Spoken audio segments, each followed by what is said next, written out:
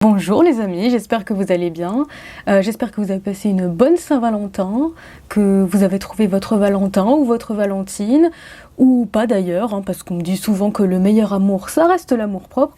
En tout cas, du côté des communautés arabes, dont la grande majorité est musulmane, l'éternelle question c'était: est-ce que la Saint-Valentin est haram? Est-ce que la Saint-Valentin est interdite en islam? Alors, je ne vais pas répondre à cette question parce que je ne suis pas imam et ma chaîne s'appelle Esprit Arabe, pas Esprit Islam. Mais en tout cas, on va voir comment cette question a été posée et comment on y a répondu, notamment en Arabie Saoudite. A tout de suite. Cette semaine donc, l'Arabie Saoudite a fêté la Saint-Valentin comme la plupart des pays dans le monde entier le 14 février. Et ça aurait été inimaginable il y a quelques années. Donc dans les grandes villes saoudiennes, on pouvait trouver des étals avec des chocolats, des maris qui achètent des fleurs pour leurs femmes chez des fleuristes, vraiment des personnes qui sont habillées en rouge pour l'occasion, comme moi. Et ça, il y a quelques années, comme je vous l'ai dit, ça aurait été inimaginable. Et même des personnes qui étaient par hasard, en coïncidence, habillées en rouge ce jour-là, sans savoir que c'était la Saint-Valentin, sans y penser, elles auraient pu être arrêtées par ce qu'on appelle la commission de la promotion de la vertu et de la prévention du vice, qu'on appelle, pour faire court, la police religieuse. À ne pas confondre avec, ne vous en mettez pas les pinceaux, la police pour la promotion du vice et la prévention de la vertu. On fait vite le mix dans la tête.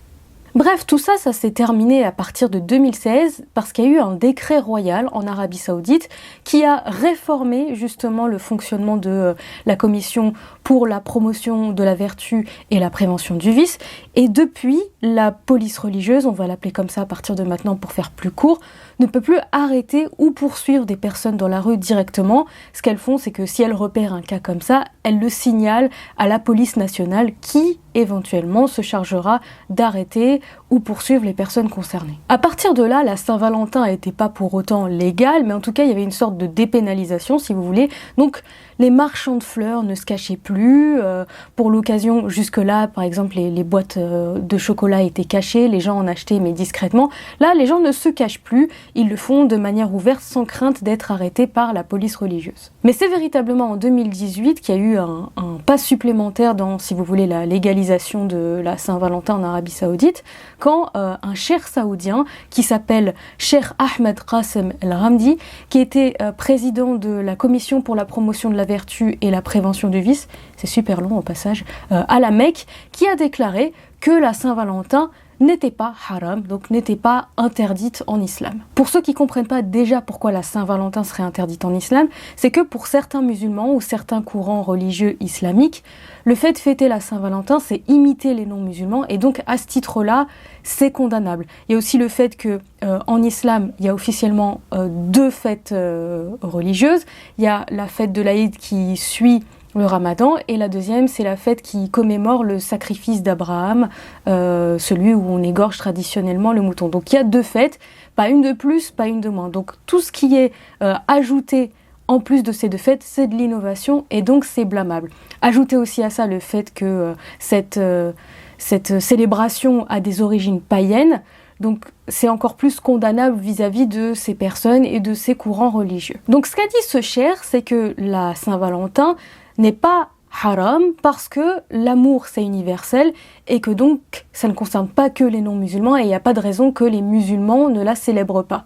Sauf que cette déclaration a fait une grosse polémique parmi les courants les plus rigoristes de l'islam, notamment le courant salafi. À la base, en plus, ce cheikh était déjà très contesté parce qu'en 2015, par exemple, il avait fait une apparition dans une émission où il était aux côtés de sa femme et sa femme apparaissait le visage découvert. J'ai bien dit le visage découvert seulement, elle portait bien un hijab, ses cheveux étaient couverts, mais selon ces courants les plus rigoristes, la femme ne doit laisser apparaître que ses yeux, et donc ça lui a valu une vague de contestation sur les réseaux sociaux. Il y avait même des émissions entières et des débats consacrés à ce qui s'était passé pour le critiquer et pour l'accuser de s'éloigner de l'islam. Bref, la déferlante est passée depuis 2015, ça fait un moment déjà, ça fait 5 ans, et la Saint-Valentin est maintenant entrée dans les mentalités, dans la mentalité des Saoudiens, ou presque.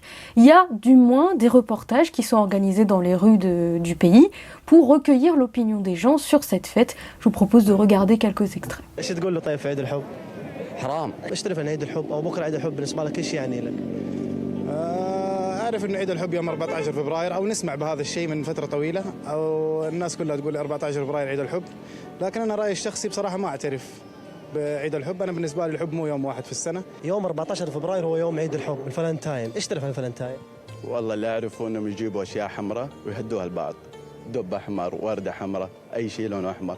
Cette évolution, qu'elle soit bonne ou mauvaise, peu importe, c'est pas la question, je vous laisse juger que vous soyez de confession musulmane ou non, n'est pas due au hasard puisque ça fait partie complètement de la stratégie de modernisation de l'Arabie Saoudite ou en tout cas de l'image d'ouverture qu'elle veut se donner et dont je vous ai parlé dans une vidéo précédente, mais on y reviendra. Les conséquences de cette libéralisation de la Saint-Valentin, c'est le prix des fleurs qui a baissé puisque les fleuristes ne sont plus obligés de se cacher pour vendre leurs fleurs et que l'offre en fleurs a augmenté.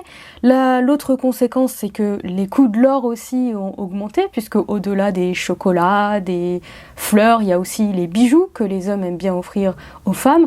Donc tout ça, ça profite à l'économie et ça profite entièrement à la diversification des richesses que l'Arabie Saoudite voudrait faire réaliser d'ici à 2030 avec le plan Vision 2030 lancé par le prince héritier Mohammed Ben Salman dit MBS. Mais ça va encore plus loin parce qu'il y a un quotidien saoudien anglophone qui s'appelle Arab News qui a même sorti un guide de la Saint-Valentin pour donner des conseils à ceux qui veulent célébrer la Saint-Valentin en Arabie Saoudite. On a par exemple quelques bonnes adresses de restaurants pour celui qui voudrait y emmener son épouse parce que les restaurateurs comme les fleuristes étaient concernés, étaient surveillés par la police religieuse, à l'époque où c'était encore considéré officiellement comme haram, ou en tout cas poursuivi.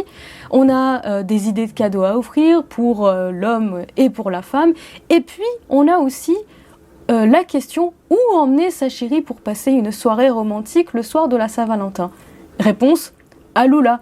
Et là, ça rejoint la vidéo que je vous ai déjà publiée sur la chaîne pour vous parler de l'ouverture de l'Arabie Saoudite au tourisme. La vidéo va s'afficher ici, vous pouvez aller cliquer pour aller la regarder. Ça parle de Alula qui est un des sites de l'Arabie Saoudite inscrit au patrimoine mondial de l'UNESCO. Et donc pour l'occasion, à Alula, l'oasis en plein désert, il y a un spectacle pour la Saint-Valentin qui a été organisé et qui est d'ailleurs disponible sur le site visitesaoudi.com. C'est une troupe de théâtre qui va jouer Jamil Bouthayna, une adaptation des poèmes de ce poète qui s'appelle Jamil, et il s'appelle Jamil Bouthayna parce qu'il était fou amoureux d'une jeune femme qui s'appelle Bouthayna justement. C'est un des grands classiques de la littérature arabe, très connu, et il était lui-même issu d'une tribu basée dans un endroit qui s'appelle Wadi al-Qura, qui est aujourd'hui identifié comme Wadi al-Oula, justement, ça tombe bien, Al-Oula, le site touristique largement mis en avant. Et donc, il était, Jamil Bouthayna et ses poèmes, très représentative de ce que la littérature arabe a fait de mieux en matière de ce qu'on appelle la poésie courtoise, c'est-à-dire comment courtiser une femme, comment épancher ses sentiments, mais le tout en toute chasteté. Voilà, donc en gros ça fait venir des touristes et puis en même temps ça montre à quel point les Arabes de l'époque étaient de grands romantiques. Pour finir, on va faire une petite revue des réseaux sociaux, on va s'éloigner un petit peu de l'Arabie Saoudite pour voir un petit peu comment les internautes arabes ont vu la Saint-Valentin. On va commencer avec cette image virale qui a circulé sur internet, où on voit que ça n'a pas échappé aux communautés arabes, le fait que la Saint-Valentin cette année soit tombée un vendredi. Le vendredi, c'est le jour de prière pour les musulmans, c'est le jour du Seigneur comme on dit. Donc là, on voit bien que pendant que tout le monde, les non-musulmans en tout cas, se souhaitent une bonne Saint-Valentin, les musulmans, eux, se souhaitent un Jumu'ah Mubaraka, ce qui veut dire en gros vendredi béni ou plus simplement bon jour de prière, quoi, si vous voulez. Vous avez aussi un terme que je veux absolument vous présenter, c'est Jaffa Jaffaf Atifi. Évidemment, il y en a qui ont passé la Saint-Valentin tout seul et qui se sentent en manque d'amour. Jaffaf Atifi, c'est littéralement, ça veut dire sécheresse sentimentale ou sécheresse émotionnelle. Donc ça veut dire en fait manque d'amour ou manque de tendresse. Et ce serait l'équivalent du mème qu'on utilise souvent qui est Forever Alone. Donc ça concerne tous ceux qui, pendant la Saint-Valentin, étaient tout seuls. Enfin, on termine avec une caricature qui a été publiée sur le site panarabe Al-Arabi Al-Jadid, qui est un média très connu, où on voit la Saint-Valentin qui est vécue par les Syriens, malheureusement. Vous avez sûrement entendu parler de l'actualité, il y a des bombardements quotidiens dans la province d'Idlib, qui est considérée comme le dernier bastion rebelle du pays, qui est actuellement contrôlé par le groupe djihadiste Tahrir al-Sham.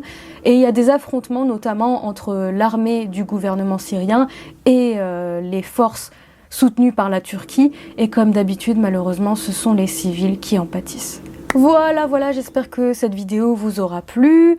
Un petit sujet léger pour la Saint-Valentin, j'aime bien rebondir sur l'actualité. Je suis très contente parce que là, ça fait, je crois, 6 ou 7 semaines d'affilée que je publie chaque semaine des vidéos. Donc, encouragez-moi, franchement, je suis motivée. Si vous voulez m'encourager, mettez un pouce vers le haut, laissez un commentaire, partagez la vidéo, abonnez-vous si c'est pas le cas. Et si vous voulez aussi, soutenez-moi sur Tipeee. Vous n'êtes pas obligé, évidemment. Je mettrai en tout cas le lien dans mon commentaire épinglé sous la vidéo. Je vous embrasse. Je vous envoie plein d'amour et je vous dis à la semaine prochaine.